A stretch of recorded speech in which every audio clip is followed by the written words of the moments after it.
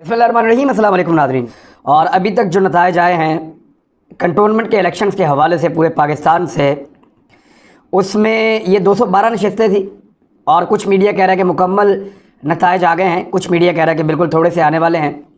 तो मेरे पास मुख्तलिफ मीडिया चैनल्स का डाटा है, जब उसको देखते हैं हम तो जो सूरत हाल बन रही है पहले मैं वो आपके सामने रख देता हूँ। 212 नशस्तों का रिज़ल्ट था और यहाँ पे मुख्तलिफ चैनल्स पे जब आप इकट्ठा करते हैं तो 212 का एक गैर सरकारी गैर हतमी नतीजा आपके सामने आ जाता है। और इसमें कुछ ऊंचा नीचा हो सकता है बाद में, तो थोड़ा बहुत फ़र्क पड़ेगा, लेकिन ये नताइज क्या थे, किस नौइयत के थे, कौन जीता कौन हारा, किसको कामयाबी हुई, ये सारी चीज़ें आपके सामने रखते हैं।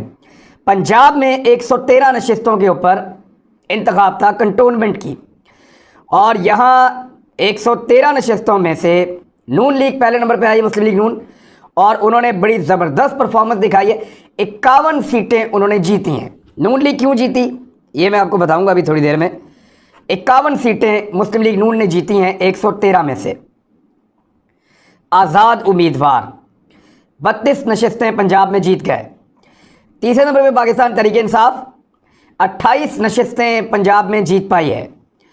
और अगर आप इसको देखें, जब जनरल इलेक्शन हुआ था 2018 में, उसकी निस्बत अगर आप मवाजना करें PMLN और PTI की कारकर्दगी का, तो PMLN ऊपर आई है और PTI नीचे की तरफ गई है। जमात इस्लामी 2 सीटें जीत सकी है पंजाब से, और पीपल्स पार्टी कोई सीट नहीं जीती। बिलावल भुट्टो जरदारी जो पंजाब को फतह करना चाहते हैं, बार बार इस बारे में बात करते हैं। पीपल्स पार्टी जो किसी दौर में पंजाब में कोई ना कोई सीटें कंटोनमेंट की भी जीत जाती थी, वो इस दफ़ा बहुत बुरी तरह पिटी है और पीपल्स पार्टी के पास कोई सीट नहीं है। बहरहाल पंजाब में नून लीग 51 सीटों के साथ पहले, PTI 28 के साथ दूसरे, आज़ाद उम्मीदवार 32 के साथ, ये बीच में दूसरे नंबर पे आप इसको रख सकते हैं, और जमात इस्लामी 2 सीटों के साथ आखिरी नंबर पे आई है। अब आ जाए सिंध में। सिंध में टोटल जो कंटोनमेंट के इलेक्शन हुए हैं वो 53 नशस्तों के ऊपर हुए। इन 53 में से पाकिस्तान तहरीक इंसाफ ने जीते 14 सीटें, पाकिस्तान पीपल्स पार्टी ने जीती 14 सीटें, MQM ने जीती हैं 10 सीटें, जमात इस्लामी ने जीती 5 सीटें, आज़ाद उम्मीदवार जीते हैं 7 सीटों पर, जबकि मुस्लिम लीग नून ने भी सिंध से 3 सीटें जीती हैं। तो मुस्लिम लीग नून का सिंध में हमेशा से हालत बहुत पतली रही है, लेकिन पाकिस्तान पीपल्स पार्टी ने अपने आप को इम्प्रूव किया है कुछ हद तक। सिंध में पहले उनको इतनी सीटें नहीं मिली थी। मिसाल के तौर पे अगर पुराने इंतखाब की बात करें, मैं अभी आपके साथ कंपैरिजन आपके सामने रखूँगा कि पहले क्या हुआ था, लेकिन ये सिंध का इलेक्शन आपने देख लिया कि तहरीक इंसाफ पीपल्स पार्टी 14 सीटों के साथ पहले नंबर पे, MQM 10 सीटों के साथ दूसरे पे, और ये जमात इस्लामी आज़ाद उम्मीदवार, जमात इस्लामी 5, आज़ाद उम्मीदवार 7 और नून लीग 3 सीटें। खैबर पख्तूनख्वा 37 नशस्तों पर इलेक्शन हुआ। पाकिस्तान तहरीक इंसाफ जिसने 2/3 अक्सरियत ली है आम इंतखाबात में, खैबर पख्तूनख्वा पे यहाँ पे आधी नशस्तें जीत सकी है, आधी से भी कम। 16 नशस्तें पाकिस्तान तहरीक इंसाफ पहले नंबर पे आई। आज़ाद उम्मीदवार 11 जीते हैं। नून लीग के 5 उम्मीदवार जीते खैबर पख्तूनख्वा से। पाकिस्तान पीपल्स पार्टी के 3 उम्मीदवार जीते खैबर पख्तूनख्वा से। ये बड़ी कमज़ोर पोजीशन है इन दोनों पॉलिटिकल पार्टीज़ की, और ANP के लिए बड़ा सदमा है।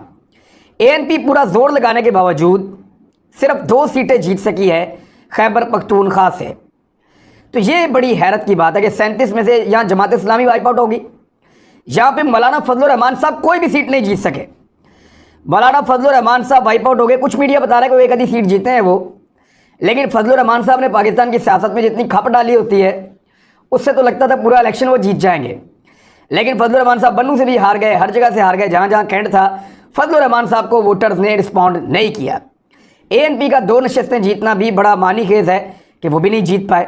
पीपल्स पार्टी का 3 और PMLN का 5 सीटें जीतना, ये आप कह सकते हैं कि ठीक है, मिली जुली अच्छी कारकर्दगी है उनकी।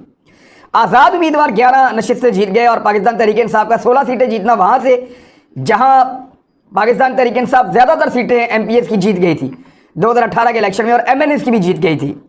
वहाँ से जीत का मार्जिन कम होना उनके लिए तशवीशनाक हो सकता है। बलूचिस्तान में जो इलेक्शन हुआ है सिर्फ 3 किस्म के लोग सामने आए उसमें, और 9 सीटें थी टोटल बलूचिस्तान के कंटोनमेंट की। इसमें आज़ाद उम्मीदवार 5 जीत गए हैं, कुछ लोग कह रहे हैं 4 जीते हैं, पीटीआई के 3 हैं, कुछ कह रहे हैं कि 5 जीते हैं, पीटीआई के 2 हैं। तो हम मिनिमम पे चले जाते हैं। तो 5 आज़ाद उम्मीदवार अगर जीते हैं तो पाकिस्तान तहरीक इंसाफ के 2 और बलूचिस्तान अवामी पार्टी के 2, ये हुकूमती इत्तेहाद है, दोनों ने मिलकर 4 सीटें ले ली हैं और 5 उधर से जीत गए। तो इस तरह यहाँ नून लीग कोई सीट नहीं ले सकी बलूचिस्तान में, जबकि पिछले दिनों पाकिस्तान पीपल्स पार्टी क्लेम कर रही थी कि बलूचिस्तान की हम बहुत बड़ी पार्टी हैं, वो भी कोई सीट यहाँ से नहीं जीत सके। अचकज़ई साहब सीट नहीं जीत सके, कॉम्प्रेस जमातें यहाँ से नशिस्त नहीं निकाल सकें। बस पाकिस्तान तहरीक इंसाफ और बलूचिस्तान अवामी पार्टी, ये दोनों इत्तेहादी हैं आपस में, ये दोनों 2-2 सीटें जीतकर कामयाब हुए हैं। तो ये है जी पूरा रिजल्ट जो मैंने आपके सामने रखा है। अब ज़रा इसके ऊपर एक एनालिसिस कर लें। देखिए, पंजाब के अंदर उस्मान बुज़दार ने, मैं आपको कई दफ़ा कह रहा था कि बलदियाती इंतखाबात कभी भी पाकिस्तान तहरीक इंसाफ नहीं करवाएगी। उसकी वजूहात हैं। पाकिस्तान तहरीक इंसाफ ने यहाँ पे उस्मान बुज़दार को चुना था और उस्मान बुज़दार पाकिस्तान तहरीक इंसाफ के लिए लगातार एक शर्मिंदगी का बायस बने हैं पंजाब में। वो काम कर नहीं पाए, वो बेहतरी ला नहीं पाए, वो गवर्नेंस नहीं कर पाए, ब्यूरोक्रेसी उनके कंट्रोल में नहीं है। हर थोड़े दिन के बाद उनको आईजी, चीफ सेक्रेटरी, सेक्रेटरीज और जितने पंजाब में रफ्तार के साथ तबादले उस्मान बुज़दार के दौरे हुकूमत में हुए, उतने कभी भी नहीं हुए। ब्यूरोक्रेसी को वो काबू कर ही नहीं पाए और उसकी एक बड़ी वजह यह है कि ब्यूरोक्रेसी को आते ही पता चल गया कि ये आदमी खुद छोटे मोटे दाव लगाने आया है। कभी यहाँ से दाव लगाता है, कभी वहाँ से दाव लगाता है। मैंने इस पर बहुत सारी वीडियोस की हैं। जब कोई एक्शन ही नहीं होता और हम बहुत ज़्यादा इसके ऊपर कहते रहे हैं, तो फिर मैंने भी कुछ इसके ऊपर कम कर दिया काम करना। लेकिन उस्मान बुज़दार के बारे में हम जहाँ भी राय आती है वो देते हैं कि ये ना सिर्फ काम करने में नकम्मे हैं, ये गवर्नेंस को कंट्रोल नहीं कर पाए, बल्कि इन्होंने पाकिस्तान तहरीक इंसाफ को बहुत बुरी तरह डैमेज किया है। जहां पाकिस्तान तहरीक इंसाफ और पीएमएलएन बहुत करीब करीब खड़े हुए थे 2018 के इंतखाबात में, जिनके नतीजे में उस्मान बुज़दार वज़ीर आला पंजाब बने हैं, वहां मुस्लिम लीग नून 51 और पीटीआई 28 पे आके रुक गई है। पहले ज़रा 2015 के जो कंटोनमेंट के इंतखाबात से, इससे पिछले वाले, उनको भी आप एक नज़र देख लें। ये 2015 के जो इंतखाबात हुए थे वहाँ 199 नशिस्तें थीं, यहाँ 212 हैं, यानी 13 नशिस्तें बढ़ गई हैं। और अगर आप वो देते जाएं सबको उस एवरेज के साथ तो आसानी होगी ज़रा समझने में। नून लीग सबसे बड़ी जमात उसमें बनी थी 68 नशिस्तें लेकर। अगर ये 13 बीच में शामिल करें उसी एवरेज से तो 3-4 इनकी और बनती हैं, तो ये 72-73 नशिस्तों के ऊपर नून लीग कामयाब हुई थी। आज़ाद उम्मीदवार जो हैं वो 55 जीते थे।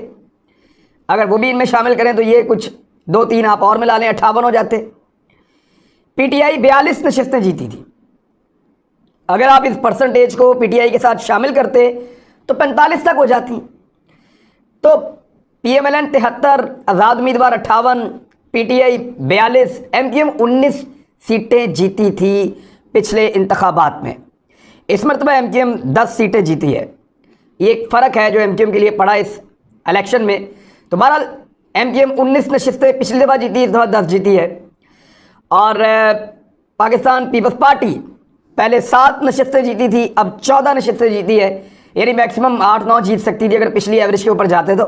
लेकिन पीपल्स पार्टी ने कुछ कंटोनमेंट्स के अंदर इलेक्शन जीतने के लिए काम किया है और ये बिलावल भुट्टो जरदारी साहब को इसका क्रेडिट भी जाता है। बहरहाल पीपल्स पार्टी ने जीत ली 7 नशिस्तें पिछली मरतबा। जमात इस्लामी 6 जीती थी पिछली मरतबा, इस मरतबा 5 जीती है, ये भी नीचे आई है। और एएनपी 2 सीटें जीती थी पिछली मरतबा और इस मरतबा भी एएनपी ने सिर्फ 2 सीटें जीती हैं। तो ये है जी सूरत हाल पिछले इलेक्शन और इस इलेक्शन का। अगर आप मवाजना करें तो मुस्लिम लीग नून की हुकूमत थी तो मुस्लिम लीग नून पाकिस्तान तहरीक इंसाफ की निस्बत ज़्यादा सीटें जीती थी। लेकिन याद रखिएगा उस वक्त तहरीक इंसाफ के पास खैबर पख्तूनख्वा में हुकूमत थी। आज मुस्लिम लीग नून के पास किसी भी सूबे में हुकूमत नहीं है।